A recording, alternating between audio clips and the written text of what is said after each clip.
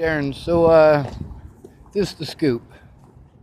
I was harassed by the police for, over a week before I was assaulted by the Boulder police. Matter of fact, it was the harassment by the public, the assaults by the public, and the police coming and harassing me everywhere that I went that ultimately resulted in me going to St. John's. It's the only thing I could think of to try to get the killer to come shoot me. I was pretty sure it was Tim Beeson or Ted Bollinger because I knew with their history that they had a lot to hide. I got text messages and messenger between Tim Beeson and I where he's threatening my life. He was the first dumbass that I could positively show that it was corresponding with Natalie. And the first person that I could actually prove that, this stuff was going on, the mentality that people were in, because I was called a stalker. Natalie never told anybody that I raped her or molested her. Neither did Alicia. When I was in Virginia, I couldn't have. I have screenshots of all of this stuff, but when I try to post it on Facebook so that people can see it, there's a lot of haters who go out of their way to hate everything. At the time, I didn't even know how to take screenshots, though. I wasn't able to take the screenshots of what Tim Beeson was doing starting in May to July of 2017. I wasn't able to show that because I didn't learn how to take screenshots until January 17th. That was after the police harassed Candace. Now, Candace sent me a text message letting me know that the police were harassing her. And I have that still as well. I saved everything that I could. When my phone started getting full, I ended up having to pick and choose the parts that I wanted, which is kind of against my beliefs. I believe in showing the truth, the whole truth, and nothing but the truth.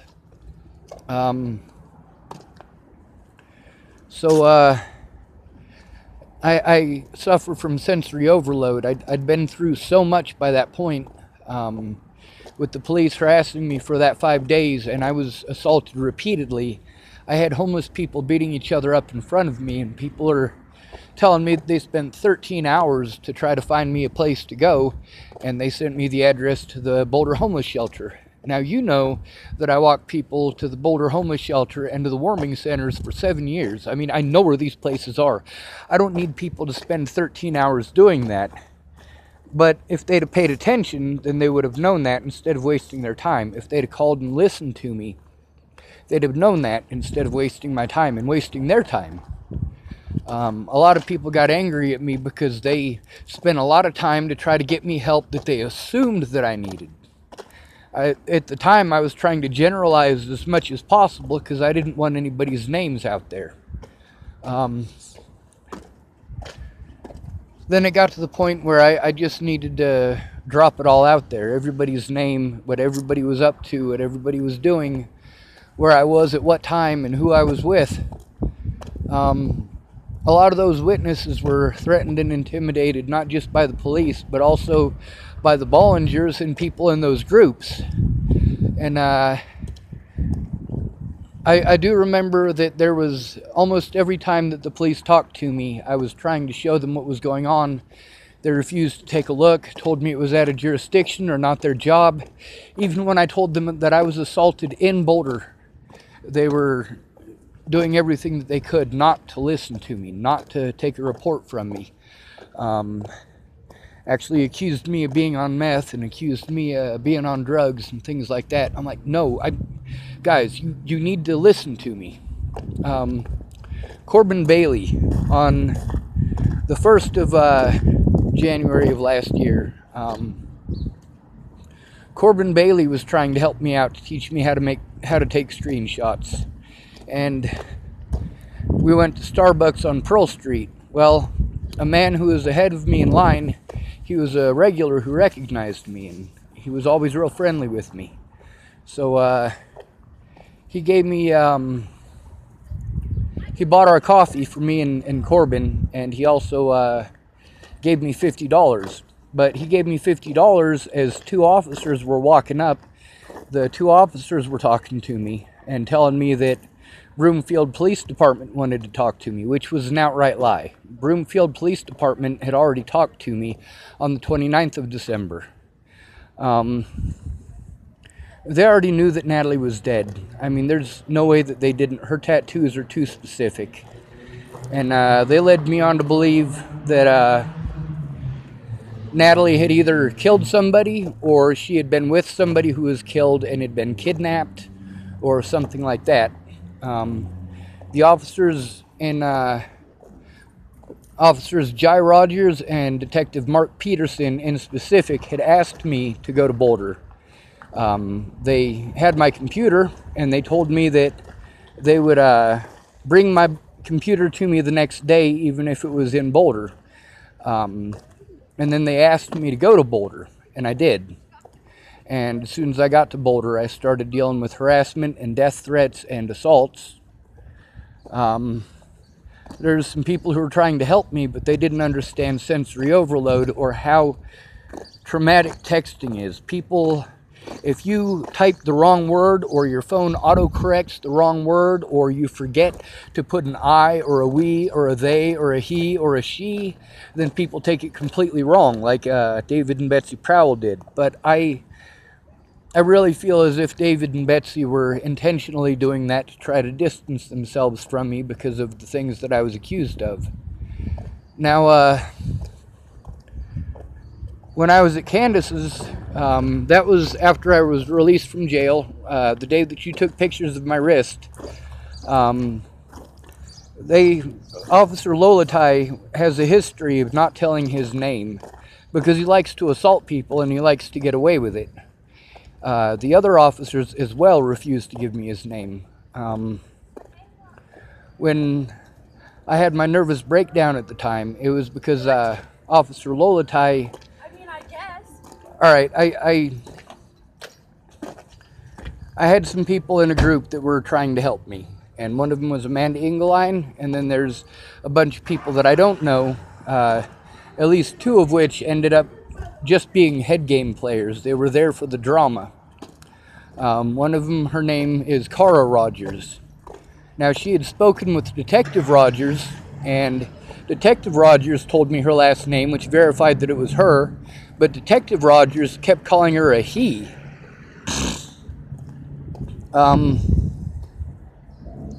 So they assaulted the shit out of me. They were going to take a report. I had gone to St. John's because I really, at that point, I didn't care if I lived or died. I just wanted the person who killed Natalie to get caught.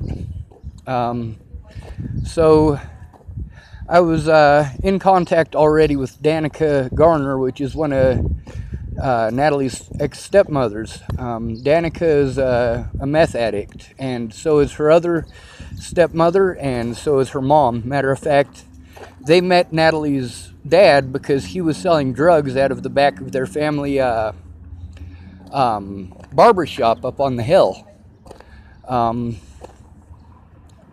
So I was in contact with her, and I was trying to get her to be a little birdie to go tell Ted and Tim where I was at so that we could find out who it was that killed her. At that time, I already knew what caliber of gun she was shot with. I already knew it was a 9mm because Detective Peterson had that written down on a piece of paper when I went into the Broomfield police station. It was a very screwed up situation, and they shouldn't have let me know that information. But the other thing is, at that point in time, I didn't know she was dead yet. And despite the hell that she had put me through and the fact that I was trying to get a lawyer, you know, I don't stop loving people. And I was concerned, I was afraid of getting that call that I got at Miss Peach's house. And I can give you her number too. She's been involved since the start. I was at her house when I found out that Natalie was missing. Um, a lot happened. I'd been trying to get someone to help with that for a while. Joanna Taylor and Derek Parrish, I'd try to get their help as well. Ken and Leah Plunkett had stolen all of my money, all of my disability money, because I'm autistic and I also have degenerative disc disease. Jeff Ritter, just prior to all of that happening, Jeff Ritter was trying to help me get a lawyer, but I can't get him on the phone. He was my therapist, and that's part of the issue.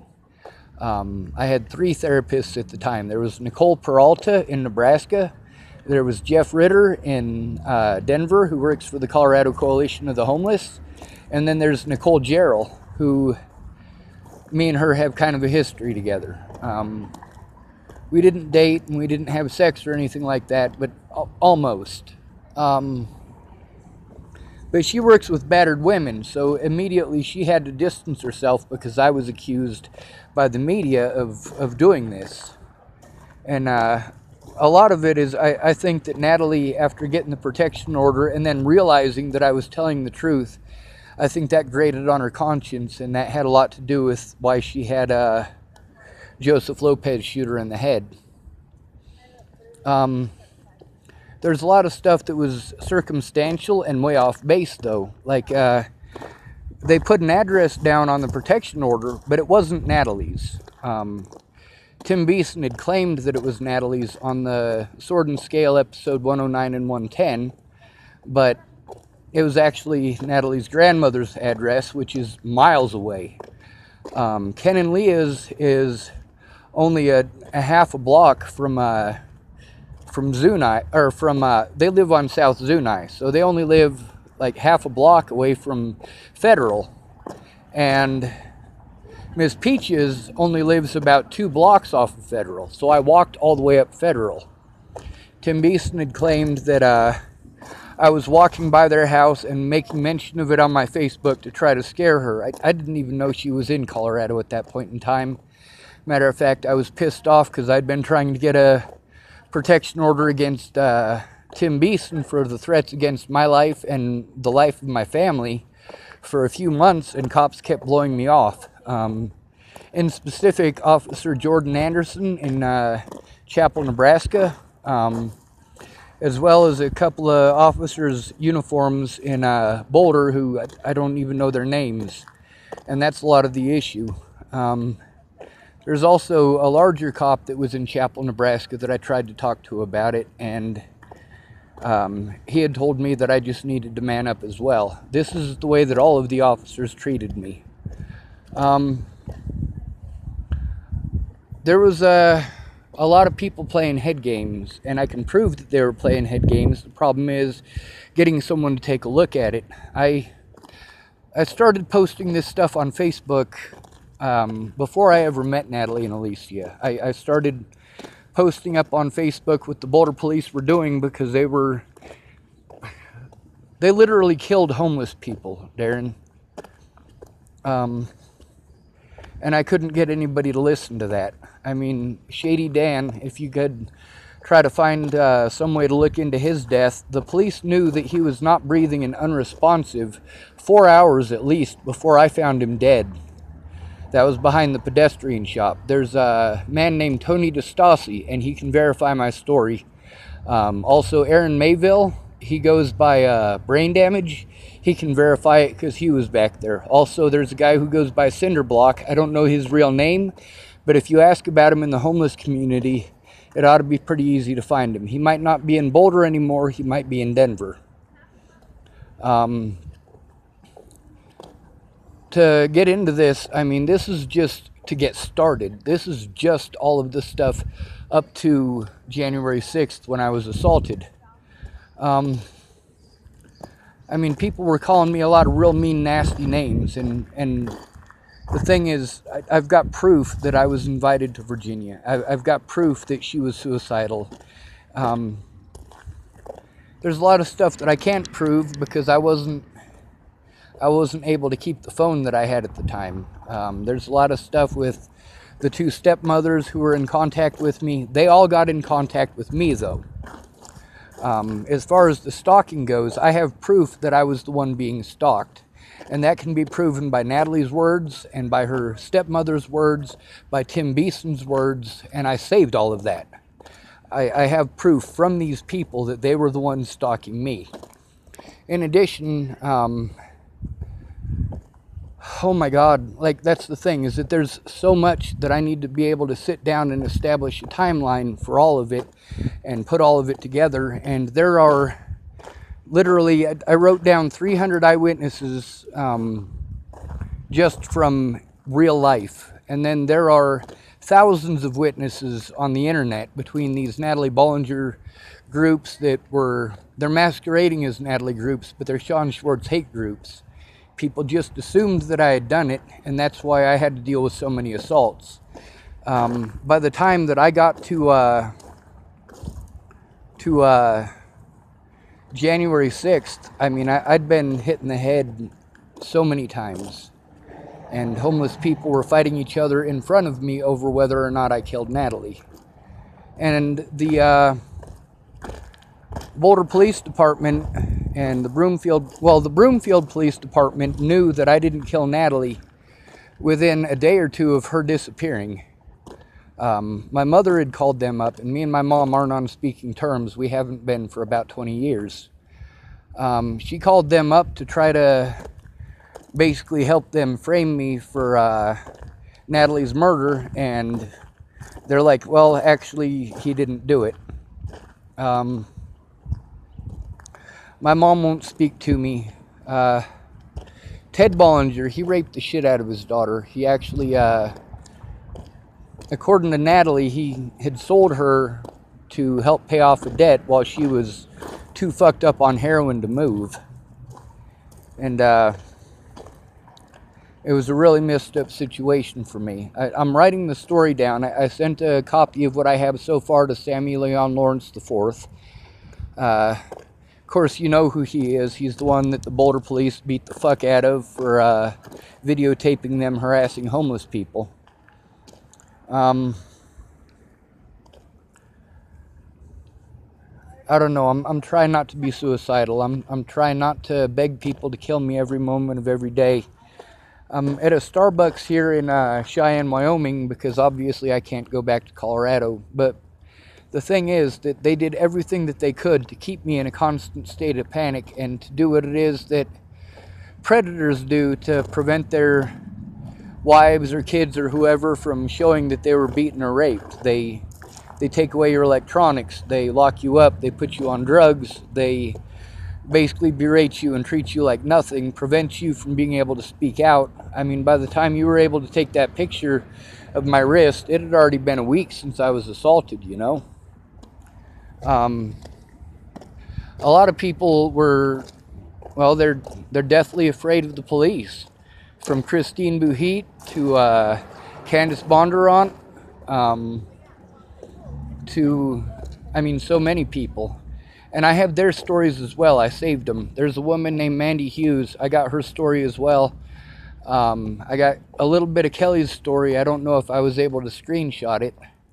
The thing is that the harassment and assaults didn't stop. And by the time I tried to kill myself at the La Quinta in Lafayette or Louisville, and they took me to Avista Hospital, that whole time I was trying to make a police report. And they refused. They told me that it's a felony for me to dial 911 from the hospital. They took away my bag, which was full of evidence.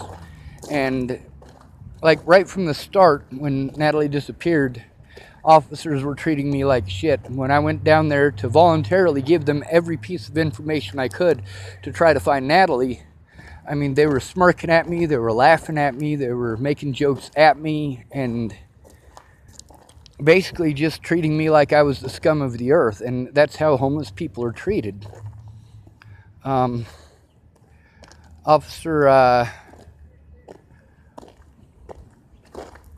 I suppose I should fast forward to when I had to light that fire.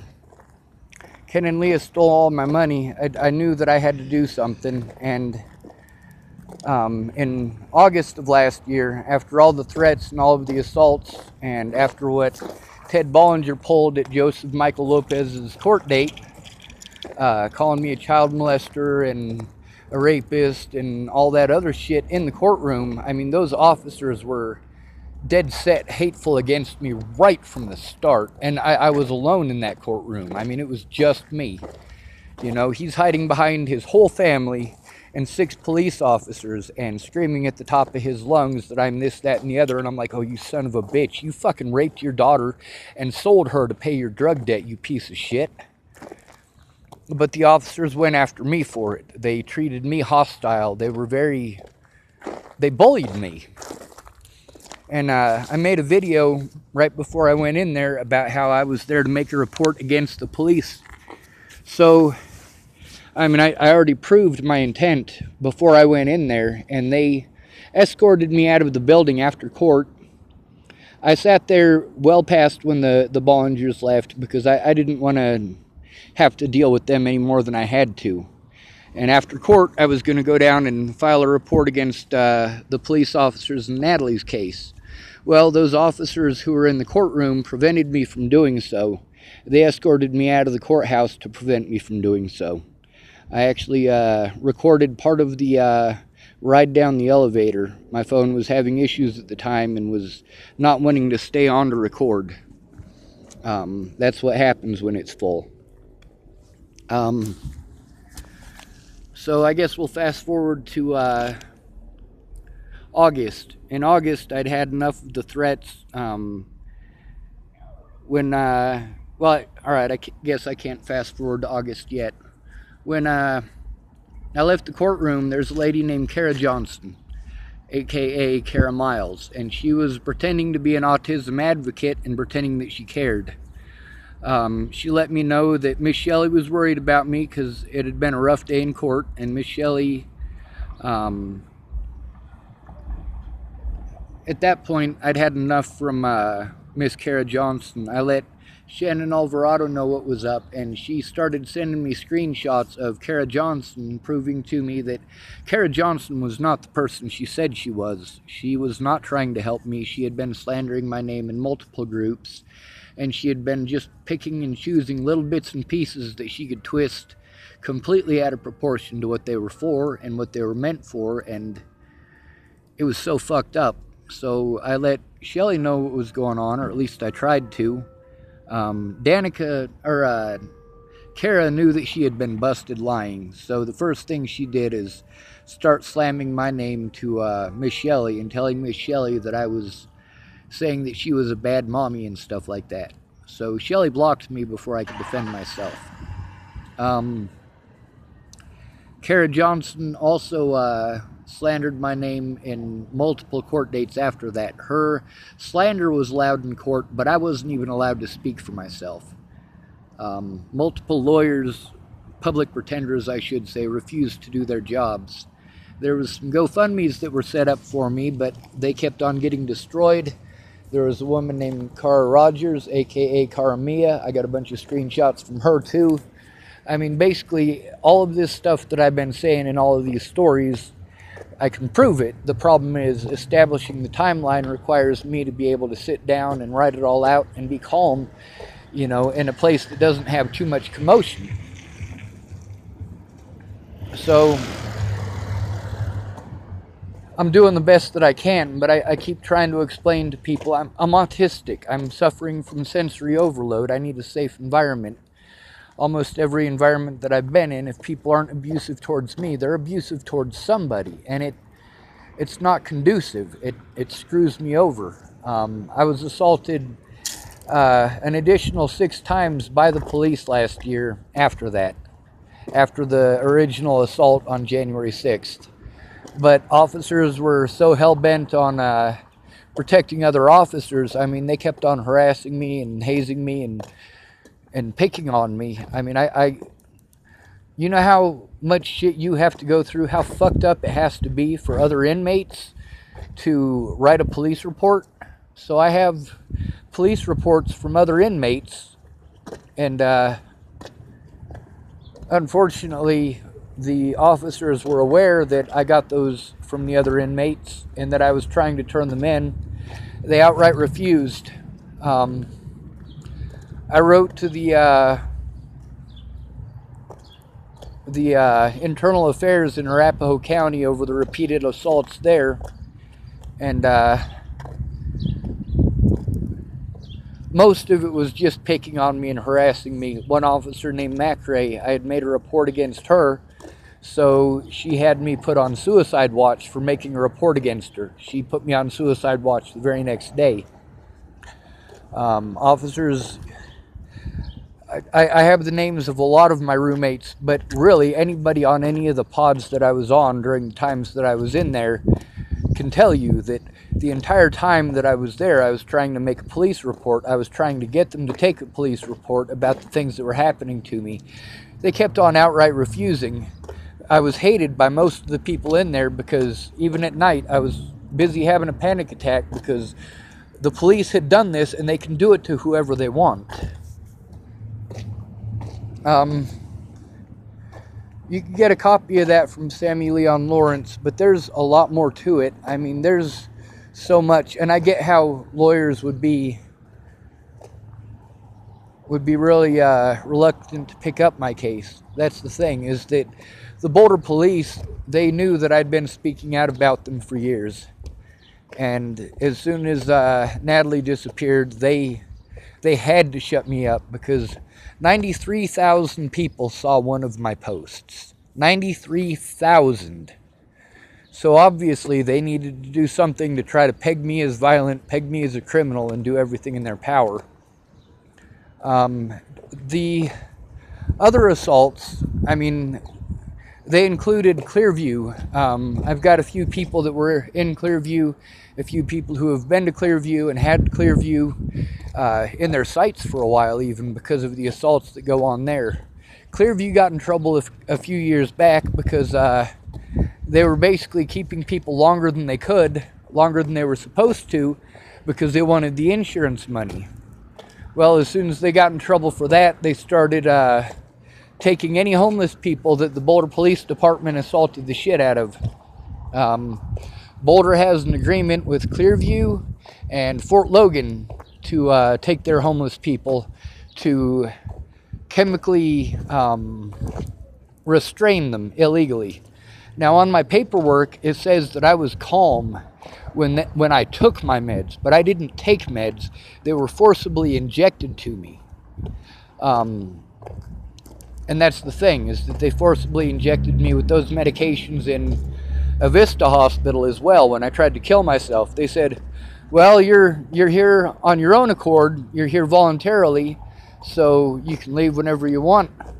So I said, all right, I'm leaving. And I started walking out the door, and they fucking tackled me. And told me that I was now there involuntarily, that I was court-ordered or some bullshit like that. The whole time I was at a Vista hospital, I was trying to get a police officer to take my report. The whole time I was at Clearview, I was trying to get a police officer to take my report. The abuse in Clearview, there was other people in Clearview who gave me their names and phone numbers for when I got out so that I could try to help them. So that I could try to help, you know, get the word out about what they do in those places. And you can see in some of the videos from that place, you know, people were cheering me on because I was fighting the system like a motherfucker. The whole time I was there, I was speaking out for our rights as human beings. I suppose I should shut this down, but that's the thing, is that I have so many things that I remember it all at once, and I can't say it all at once. I need a calm environment where I'm not listening to people screaming at each other or, you know, having to move and pack up my stuff and move to another place, to another place, to another place, because that all costs resources that I don't have.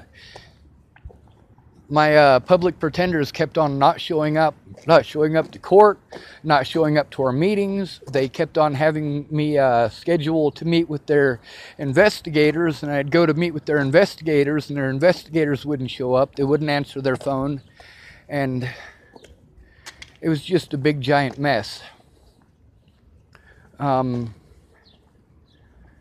mean, literally the whole last 2.5 years of my life have been hell over things that I didn't do because Natalie was afraid of her mother's opinion. Now, the protection order, I had been trying to get a protection order for a while against Tim Beeson and the other people who had been assaulting me, but the police outright refused everywhere to take my report, making fun of me for trying to make a report, telling me, oh, you're afraid of a girl? No, I'm not afraid of a girl. I'm afraid of what people are doing to me because this girl isn't going to tell the truth and ask them to stop. Natalie basically thought that I was lying, and that's because if you look at the Tim Beeson messages, it shows that, you know, he didn't tell Natalie he was doing that. He was just going out of his way to be a dick. And he threatened to kill me multiple times in that. But the police, they wanted me to be guilty so much that they refused to look at that. Now, my mother and my father, neither one of them will talk to me. But if I could get an investigator to talk to them, ask them important questions like how soon after Natalie disappeared did the officers tell them that I didn't kill Natalie? Because they knew within a couple of days that I didn't kill Natalie, but they didn't allow that on any of the press releases. And there were 7 press releases, 7 of them, Darren, between when Natalie disappeared and when they caught the guy who killed her. And not once did they say that I didn't do it. They knew that I didn't do it within a couple of days, but they didn't say anything. So much happened, Darren. I mean, oh my God, I can give you the names of hundreds of witnesses. I can still tell you the things that they told me and where we were at and what happened. The only times during all of that that I can't tell you exactly what happened is between January 1st and January 6th, because, I mean, oh my God, it was just nonstop harassment, threats, assaults. And also in August, when Officer Brian Valenzuela from Sheridan took my bag of evidence, I literally threatened to kill the President of the United States to try to force an outside agency to take a look.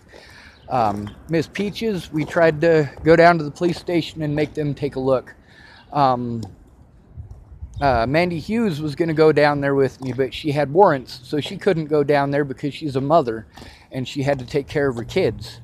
And she had warrants out because she had been assaulted, but not by the police. Meanwhile, her daughter was a 911 dispatcher the day that Natalie disappeared. So she's been in contact with me as well. There was a whole bunch of shit about the phone in Arapahoe County Jail. They did everything they could to prevent me from being able to use the telephone. And most of the people I know, they can't answer a collect call anyway. They're too broke. They don't have what it is that they require in order to put the phone call through. So,